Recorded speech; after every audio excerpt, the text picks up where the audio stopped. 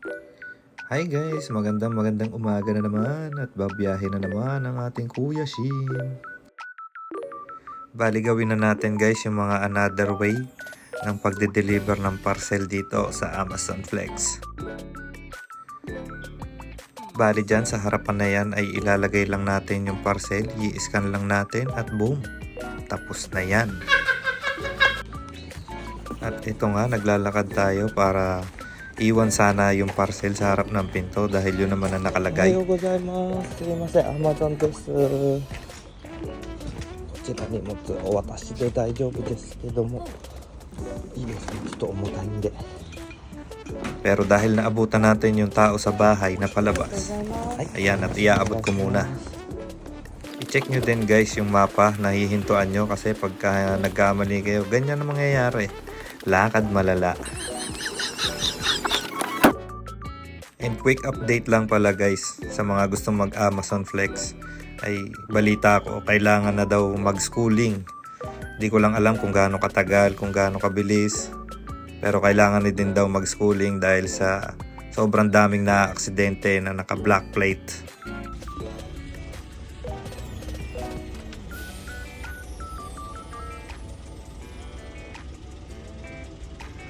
Hi, すいません、Amazon です。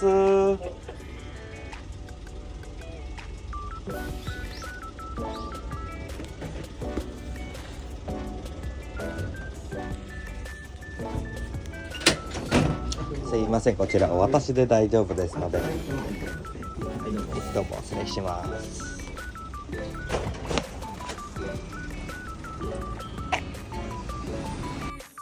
So ayun nga guys, nag-abot na naman tayo ng parcel sa customer ng face to face. Di naman ganun kadami yung mga na face to face ko dyan, pero di naman din mahirap. Pag hindi lumabas yung customer, pwede nyo nang i-undelivered agad. Ganun lang naman kadali yung mga trabaho dito. Wala nang paligoy-ligoy pa, undeliver agad. Isosoli nyo nga lang yung parcel sa warehouse kung saan nyo ito kinuha.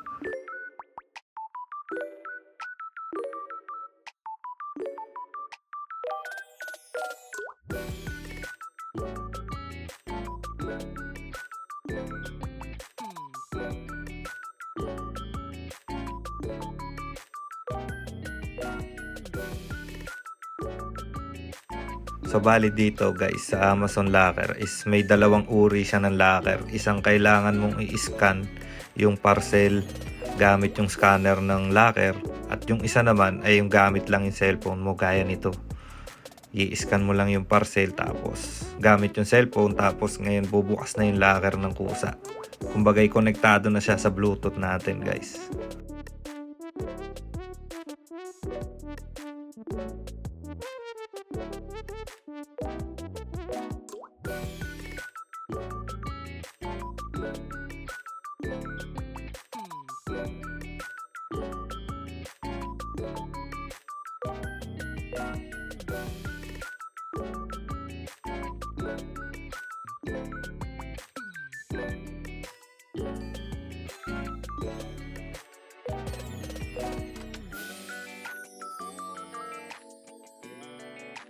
So bali ganito lang kadali mag-deliver sa mga Amazon Locker. Pero mas prefer ko yung gumagamit ng cellphone kaysa yung i-scan yung parcel dun sa locker mismo. Kasi pag sa locker ini-scan tapos ganito kaliwanag sa labas, hindi ko malaman kasi kung na-scan na ba yung parcel o hindi. Nakakailang pabalik-balik ako doon sa scanner. Kaya nakakatamad din. Kaya mas gusto ko yung sa cellphone lang talaga.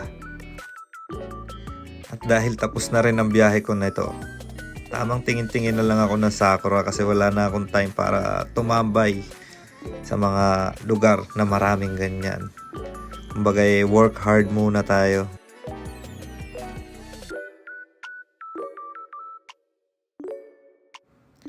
Bali time check natin ng biyahe na yan is around 11:30 mga ganun or 11. Mabilis lang ang oras from 7 to 11. Kumbaga sa 6 na oras at kalahati nung schedule ko na yung araw na yan is 3-4 na oras lang akong bumiyahe. Walang pahinga, dire-diretso yan guys. Nasa inyo na lang kung gusto nyo mag-take a break, drink water, kain. Basta matapos nyo yung biyahe nyo within the given schedule. Kasi ako, hindi na ako nagpapahinga. Sayang kasi sa oras.